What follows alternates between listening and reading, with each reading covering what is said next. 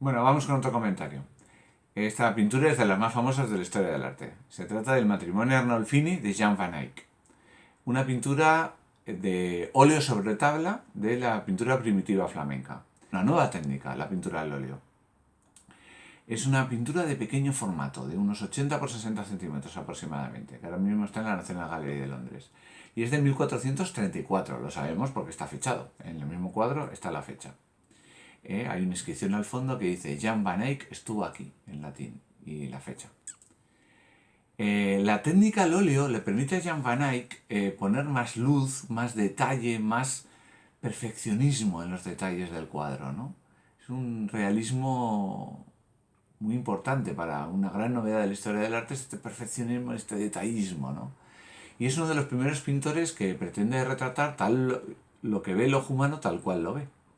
Entonces vemos el volumen de las figuras, vemos la perspectiva, no es una perspectiva geométrica perfecta, pero es una perspectiva, da sensación de profundidad.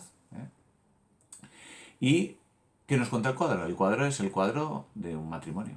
El matrimonio se realiza en el hogar, en el hogar de Arnolfini. Aquí tenemos a Arnolfini jurando su matrimonio con su esposa. Es una pintura para un nuevo tipo de clientela. Este es una cliente burgués y hace un cuadro de pequeño formato para su propia casa. Algo que era una novedad de la pintura primitiva flamenca. La pintura se hace para un interior doméstico y representa un interior doméstico. Los protagonistas están cogidos de la mano. El centro de atención principal, el centro del cuadro, es ese, el acto del matrimonio, ¿no? Como enlazan las manos y juran su fidelidad, su matrimonio.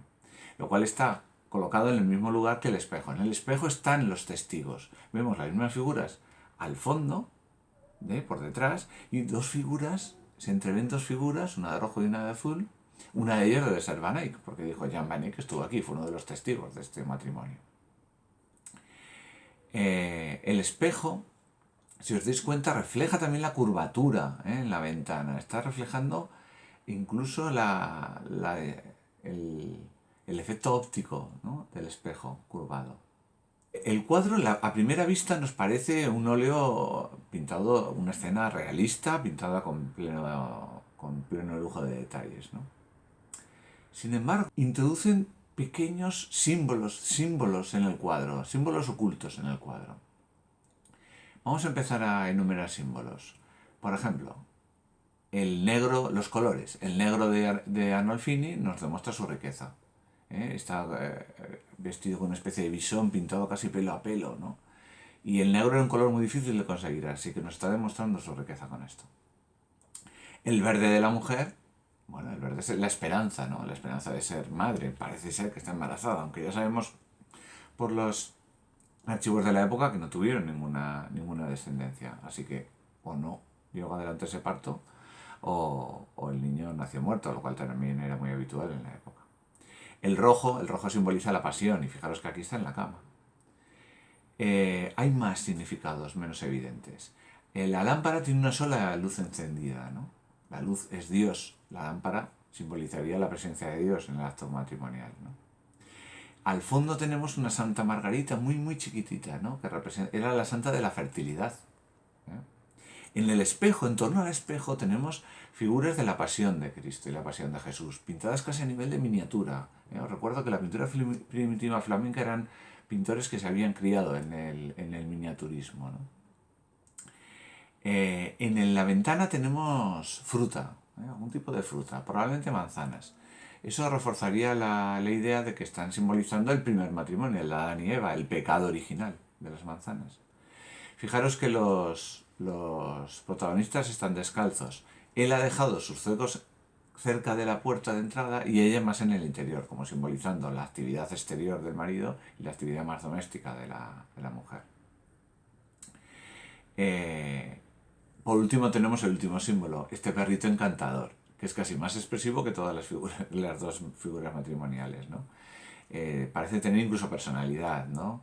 Y el perrito evidentemente simboliza fidelidad. Bien, en resumidas cuentas, esta pintura refleja muy bien todas las características de la pintura primitiva flamenca.